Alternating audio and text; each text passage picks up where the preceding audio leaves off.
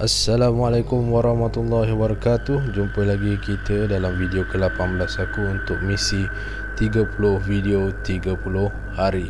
Jadi pada hari ini aku kembalikan semula rancangan di YouTube aku yang telah lama aku tinggalkan, iaitu kisah seram netizen. Di mana rancangan kisah seram netizen ni ialah sebuah rancangan yang aku buat dulu, di mana aku kumpulkan cerita daripada netizen yang telah mengirimkan cerita seram mereka kepada aku, sama ada melalui Facebook dan juga akaun Gmail aku. Jadi terima kasih banyak-banyak kepada yang telah menghantar cerita mereka. Semalam di Facebook aku ada, bukan semalam, hari Selasa, aku ada minta kepada followers di Facebook aku untuk mereka tinggalkan cerita-cerita seram mereka di ruangan komen. Dan hari ini, seperti yang dijanjikan, aku akan kongsikan kisah-kisah yang telah diberikan kepada aku oleh followers aku. Dan cerita-cerita mereka ni aku akan ceritakan sambil memasukkan sound effect untuk memberi kesan-kesan yang lebih orang kata yang lebih menyeramkan. Jadi hari ini kita akan mulakan dengan cerita yang pertama yang telah dikirimkan oleh seorang followers Facebook aku ni, yang namanya ialah Bibi Ojong, yang berasal daripada Kota Kinabalu, Sabah, kalau tak silap aku lah.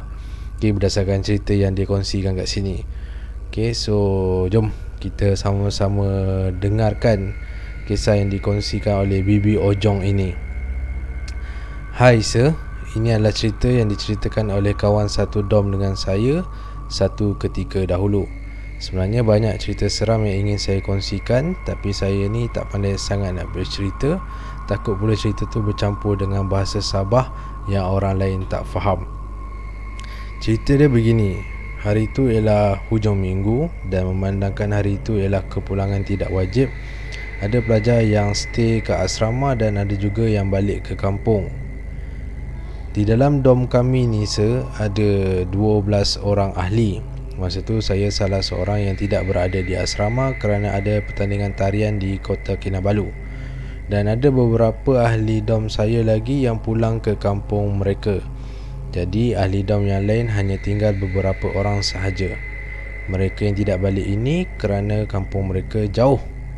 Jadi pada satu malam, kata kawan saya, dia pun balik dom selepas habis lepak di dom kawannya.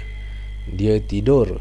Kemudian dia terjaga pada tengah malam kerana terdengar bunyi loceng yang datangnya dari dom nombor 13.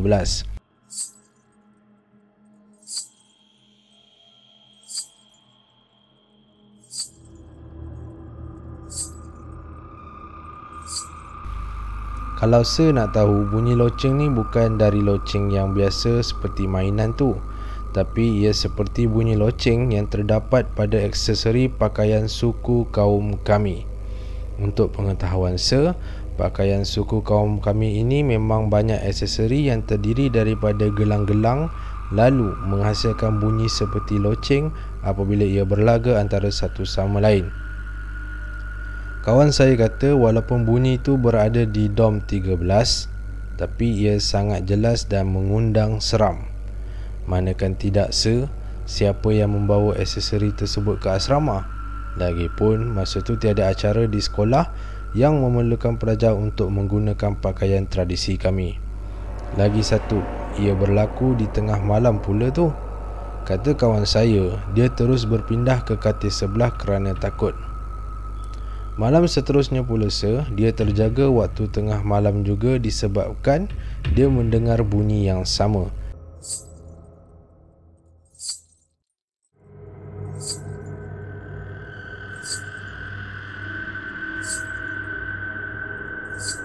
Tapi kali ini bunyi itu datangnya dari dom 19, iaitu dekat dengan dom kami, iaitu dom 18. Kawan saya terus kaku di tempat katilnya. Dia tidak berani untuk berganjak lagi. Kawan saya ni katilnya berada di tepi tingkap dan pintu. Tingkap pula pada ketika itu tidak berlangsir. So, siapa yang tak takut kan Malam itu dia tidak dapat tidur dengan lena kerana selain daripada bunyi loceng itu, dia turut diganggu dengan seseorang yang cuba membuka pintu dari luar.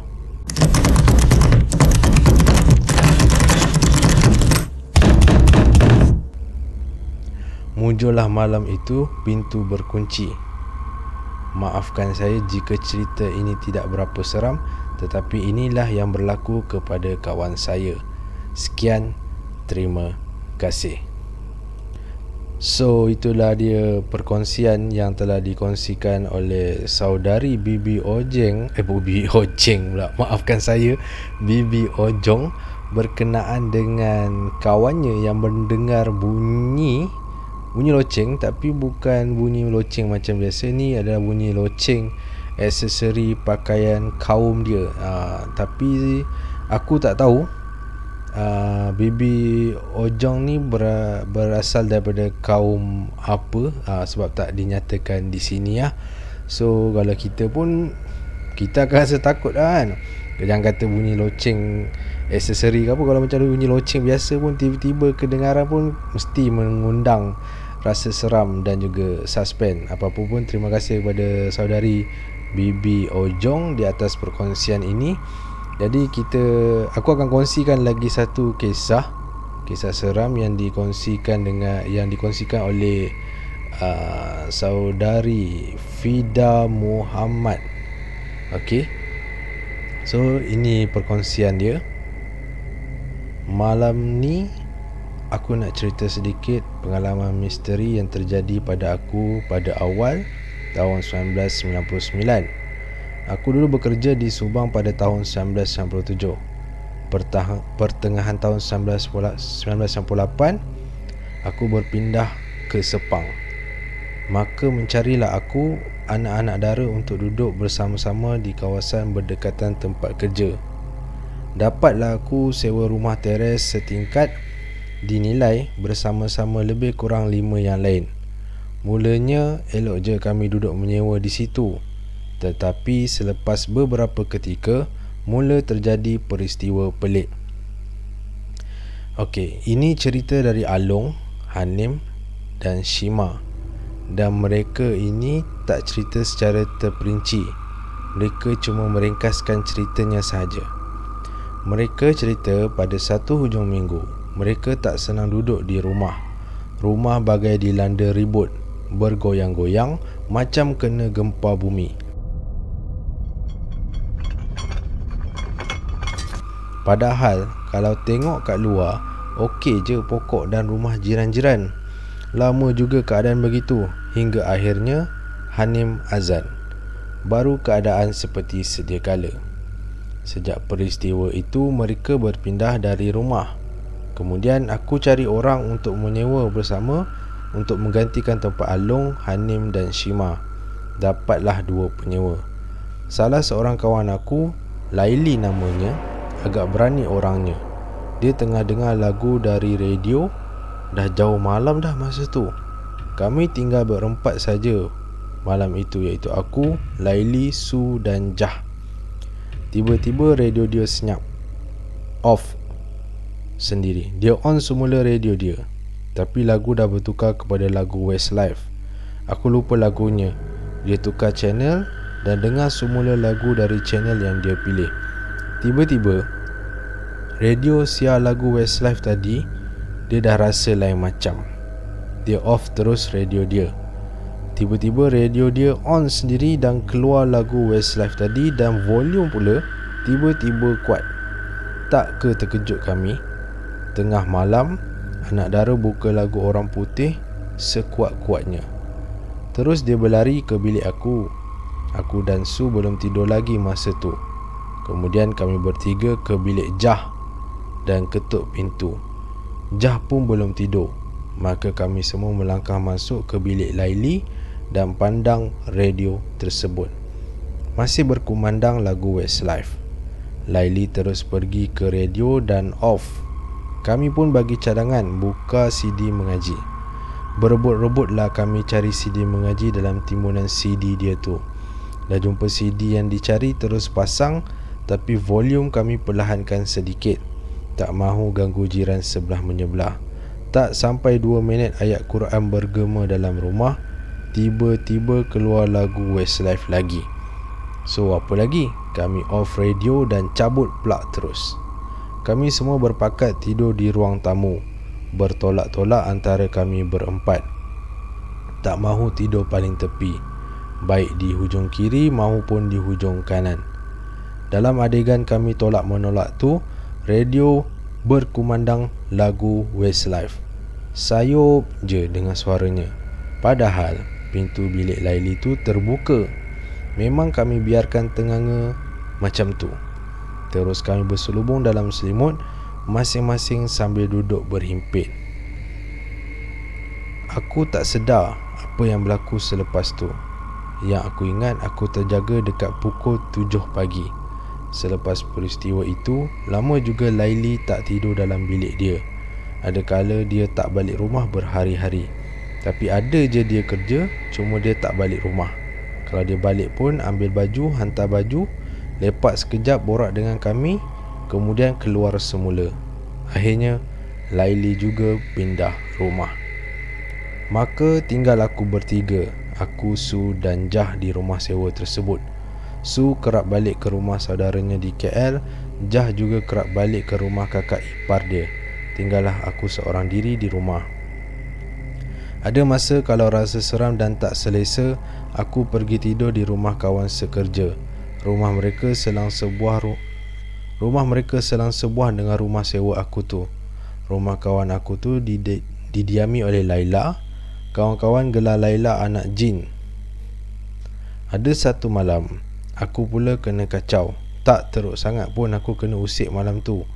Aku tinggal seorang malam tu. Su dan Jah tiada. Petang tu aku dah bagi tahu Laila yang aku nak tumpang tidur rumah dia, tapi aku akan datang lewat sikit. Aku kena ambil boyfriend aku balik kerja. Dia kerja shift pagi dan akan balik lepas maghrib atau isyak. Serba ringkas, masa tu aku dah beli kereta Proton Aerobac, hasil main kutu dan ikat perut bersama boyfriend untuk bayar deposit kereta. Tahun 1997-1999, waktu Malaysia tengah gawat dan nilai dan Sepang bagaikan pekan cowboy. Tiada pengangkutan awam ke Sepang pada masa tu, jadi kami bersepakat berkongsi duit beli kereta.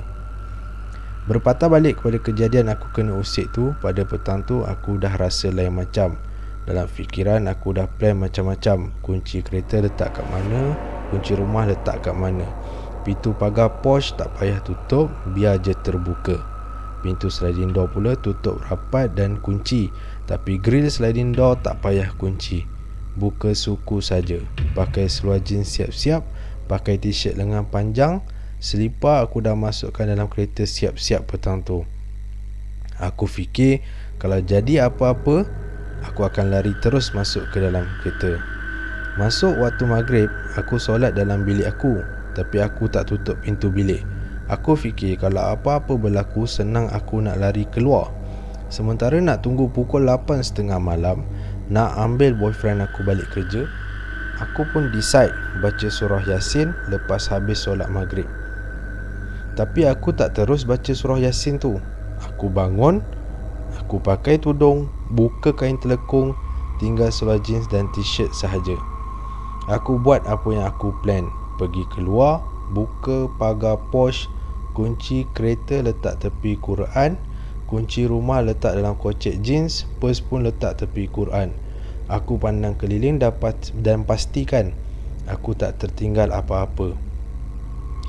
Kemudian aku ambil Quran, duduk semula atas jadah dan mula baca bismillah. Tak ada apa-apa yang berlaku.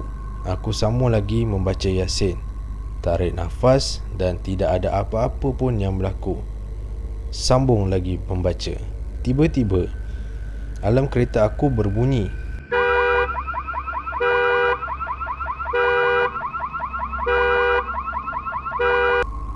Aku terkejut di atas jadah. 5 ayat lagi nak habis surah Yasin. Aku tarik nafas, bangun dan angkat sejadah sidai kat tempat dia. Aku ambil kunci kereta dan purse serta Quran ke ruang tamu. Aku letak Quran atas meja kopi di situ. Biar ternganga saja Quran tu. Aku off alarm kereta dan buka sliding door luas-luas. Aku berkira-kira nak habiskan lagi ke tak 5 ayat ni. Kalau aku tak habiskan, mungkin tak ada gangguan lain kot. Kalau aku habiskan, aku risau aku terkunci dalam rumah. Aku tengok jam, baru pukul 7.50 malam. Lambat lagi untuk sampai ke 8.30. Akhirnya aku pegang Quran, berjalan depan sliding door, berdiri tengah-tengah antara sliding door dan ruang tamu. Dan aku habiskan 5 ayat terakhir surah Yasin depan sliding door. Elok je aku baca Sadaqallahul Azim, tiba-tiba angin sejuk dari luar menampar muka dan badan aku.